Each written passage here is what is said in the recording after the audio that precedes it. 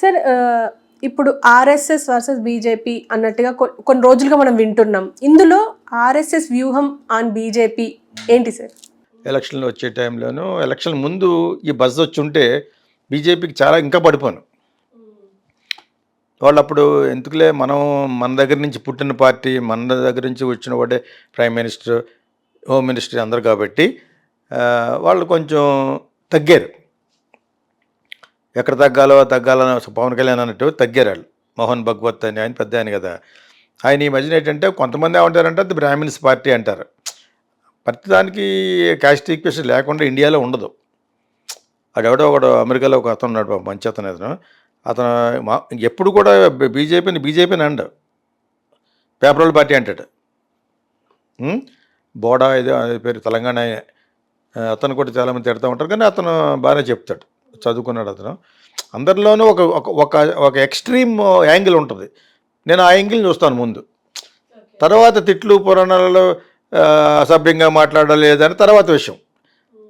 అలా మాట్లాడడం వల్లనే కొంత బ్యాడ్ అవుతారు వాళ్ళు. మీకు అదే నాకు ఉంటుంది. అన్నీ మాట్లాడి ఎప్పుడన్నా కొద్దిగా ర్యాష్గా మాట్లాడితే దాన్నే పట్టుకుంటారు కొంతమంది. కాకపోతే ఓవరాల్గా చూసేవాళ్ళు ఉంటారు. నేను ఓవరాల్గా చూస్తాను. అతను చాలా బాగా మాట్లాడతాడు. బీజేపీ అనేది ఎక్కడి నుంచి పుట్టింది, ఆర్ఎస్ఎస్ ఎక్కడి నుంచి పుట్టింది, ఆర్ఎస్ఎస్ అనే మరి డెలిబరేట్గా పేపర్ పార్టీ అంటాడు. కాదని అనలేను, కానీ బ్రాహ్మిన్సే ఎక్కువ డామినేషన్ అక్కడ. దాన్ని ఒక డిసిప్లినరీగా వచ్చింది ఎప్పటి నుంచో, అనాదిగా 50-60 ఏళ్ళ నుంచి. సో అక్కడి నుంచి వచ్చిన ప్రోడక్ట్లు అందరూ కూడా అందరూ బ్రాహ్మిన్స్ కదే. Modi is not a Brahmin. మీకు అర్థమైనప్పుడు మోడీ ఈజ్ నాట్ బ్రాహ్మిన్.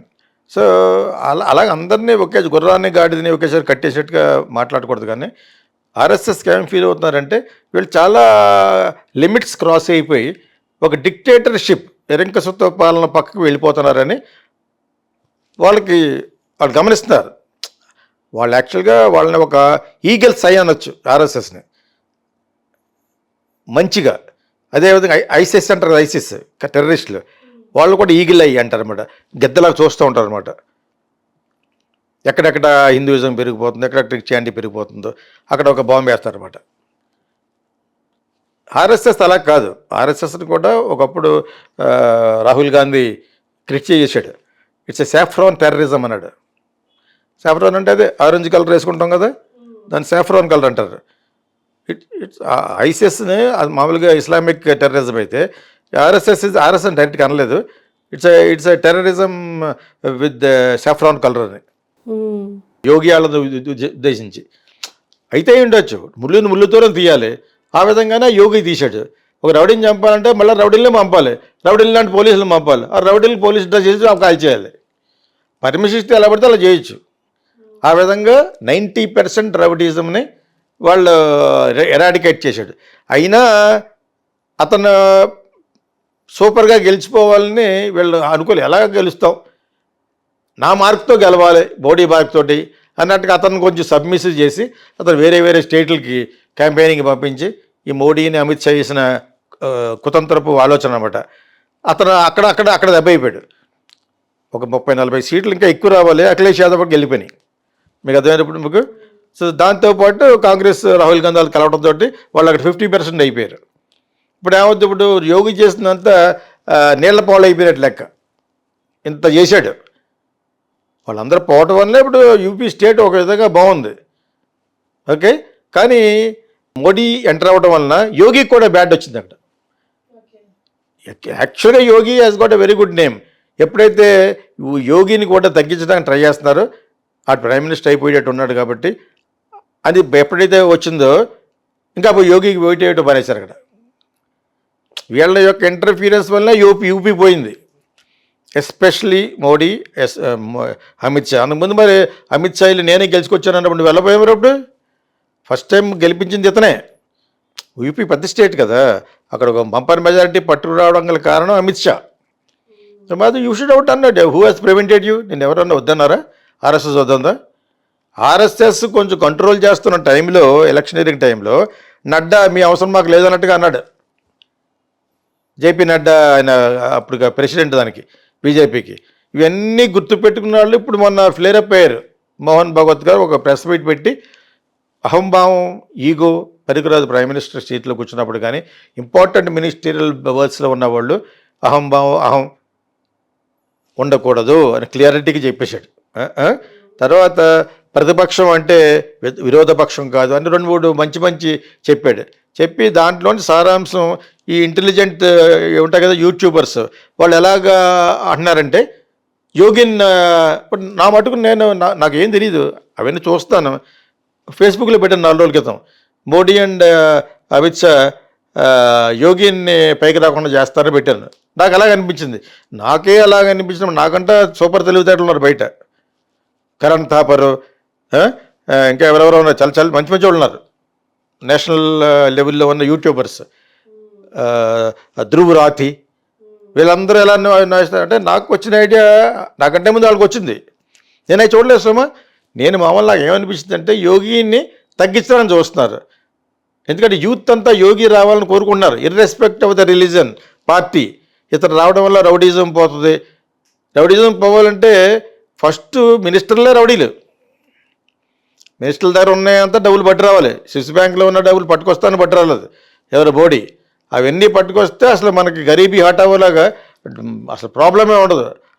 దేశం బాగుపడాలంటే, చైనా లెవెల్కి వెళ్ళాలంటే ఇటువంటి మేజర్ డెసిషన్ తీసుకుని జరగాలి.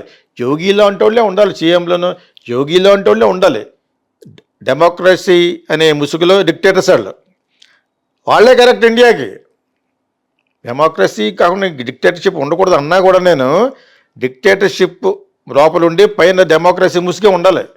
అప్పుడే మారుతారు ఇక్కడ. కింద వాడు కానీ పైన వరకు పవర్ ఎక్సర్సైజ్ చేస్తూ ఉంటారు ఇక్కడ. మీరు అదే నువ్వు ఒక పని మనిషి పెట్టావనుకో, నువ్వు అన్నీ చేయలేకపోతున్నావు కాబట్టి ఇంకొక ఆవిడని పెట్టుకున్నావు అనుకో, నువ్వు ఎలా వెళ్ళిపోయిన వాడిని ఆవిడ మీద అధికారం చెలాయిస్తూ ఉంటుంది. పవర్ కాన్షియస్ అంటారు దీన్ని మనుషులకి. ఇండియాలో ఎక్కువ అది. మన పని, మన భోజనం, మనం పైకి రావడం చూసుకోరాడు. నాదేంటి ఇక్కడ హోంగార్డ్ ఉంటాడు, పోలీసు కంటే తక్కువే. పోలీసు లేనప్పుడు ఆడే పోలీసు కింద బిహేవ్ చేస్తూ ఉంటాడు. అటు పోలీసు కదాడు, తెలుసా మీకు? హోంగార్డులు అన్న వాళ్ళు పోలీసు కదా, వాళ్ళు టెంపరీ జాబ్స్ అయ్యి. పర్మనెంట్ అవ్వడానికి అటు 2-3 లక్షలు ఇస్తే కానీ అవడాడు. పోలీస్ జాబ్లు కూడా పాపం డబ్బులు పెట్టే కొనుక్కుంటారు వాళ్ళు. ఎందుకు కొన్న తర్వాత మరి ఆమె వస్తుంది కదా, మీకు అర్థమైంది ఇప్పుడు. సో ఇవన్నీ అందరికీ తెలుసు. మళ్ళా నేను నొక్కి ఒక్కడి నుంచి చెప్తున్నాను. కొంతమందికి యూత్కి తెలియకపోవచ్చు, ఇప్పుడున్న జనరేషన్ పిల్లలకు తెలియకపోవచ్చు. వాళ్ళు ఆడొక మైండ్ పెడతాడనమాట, అమ్మ వీడు ఏదో చెప్తాడు మొత్తం ఇదే కరెక్ట్ అని. మన నా పోలీసు కూడా నా దగ్గర 500 దొబ్బెట్టు అనుకుంటాడు అనమాట. మీకు అర్థమైంది ఇప్పుడు. లేదా పిల్లలకి అందరికీ అన్నీ తెలియాలని ఏమి రూల్ లేదు. వాడు గోవాలా, అడుగు అమ్మాయిలు, గర్ల్ ఫ్రెండ్స్, పబ్స్ అలా ఏడుతూ ఉంటారు. సో వాళ్ళకి కూడా ఎప్పుడన్నా చూసినప్పుడు ఎవడు టోపీ పెట్టి చెప్తున్నాడు, బాగా చెప్తున్నాడు అంటే వాళ్ళకి అర్థం అవుద్ది. సినిమాని కూడా జోడించి, సినిమా వాడిని కాబట్టి. సో ఆర్ఎస్ఎస్ వాంట్స్ యోగి అనేది మటుకు నేను అనుకుంటున్నాను. వాళ్ళు యోగికి సపోర్ట్ చేస్తారేమో మాట్లాడలేదు. ఆ పోవడానికి కారణం అతనే అనలేము.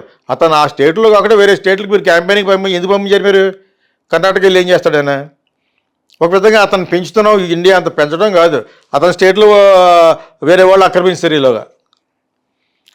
పెంచడం కోసం అయితే పోనీ అందరికీ ఉంటాడు. అమిత్ షా అక్కడ వెళ్ళొచ్చు కదా. పోయినసారి అమిత్ షా వాళ్ళని గెలిచిందన్నారు, ఈసారి అమిత్ షా ఎందుకు వెళ్ళొద్దన్నారు? మోడీ వద్దన్నాడా? ఆర్ఎస్ఎస్ వద్దన్నారా? ప్రజలు వద్దన్నారా? నువ్వు నిజంగా అంత గొప్పవాడు, వీరుడు అయితే లాస్ట్ టైం ఆపద్ధర్మంగా అప్పుడు చేంజ్ కావాలి. మంచి క్యాంపెయిన్ చేశారు. అప్పుడు బీజేపీ కొత్త పార్టీ కింద లెక్క. అంతకుముందు విసుగెత్తిపోయారు. ములాయం సింగ్ యాదవ్ నుంచి వాళ్ళ అబ్బాయి అఖిలేష్ యాదవ్ గురించి, ఒక పక్కన మాయాదేవి ఫరెస్ట్ ఫిల్ అది, దాన్ని కాళ్ళు బొక్కాడు మనోడెళ్ళి. ఎస్టీ అని ఎవరు కాన్షీరామ్ దగ్గర కూడా ఉండేది ఆవిడ. వాళ్ళిద్దరికి ఎటువంటి సంబంధం ప్రపంచం అంతా తెలుసు. సో కాన్షీరామ్ గారు మంచి ఆసియాలో ఉన్నవాడు. ఆవిడ దగ్గర ఉండే ఒక పని మనిషిలా అంటుంది ఆవిడ, Mayadevi.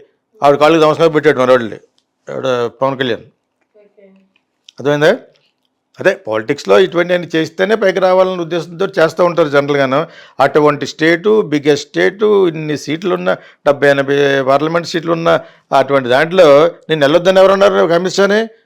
You cannot blame Yogi today. Yogi ఇచ్చిన పాత్ర చేశాడు. నువ్వు నీ స్టేట్లోనే ఉండేందుకు పెద్ద, అది 4 స్టేట్లతో సమానం యూపీ. నువ్వు నీ స్టేట్లోనే ఉండి ఎంత డబ్బు అయినా ఖర్చు పెట్టి మనమే గెలాలనుకుంటే గెలిచి ఉండేవాడు. అక్కడ కాన్సన్ట్రేషన్ తప్పించారు వాళ్ళు.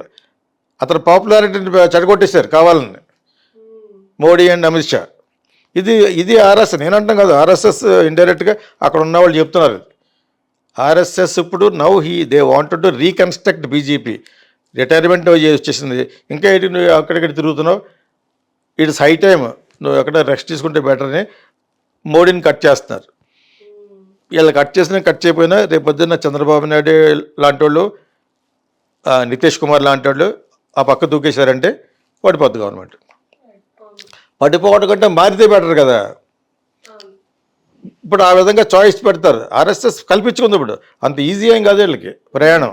ప్లస్ ఏమో పార్లమెంట్లో నీకు పవర్ ఇది కూడా లేదు, అంత మెజారిటీ అబ్సల్యూట్ మెజారిటీ లేదు. ఎప్పుడు పడిపోద్దో ఎప్పుడు ఊడిపోద్దో తెలియని పొజిషన్లో ఉన్నారు. ఇది అందరి ద్వారా మన ద్వారా కూడా కొంచెం తెలియాలని చెప్తున్నాం.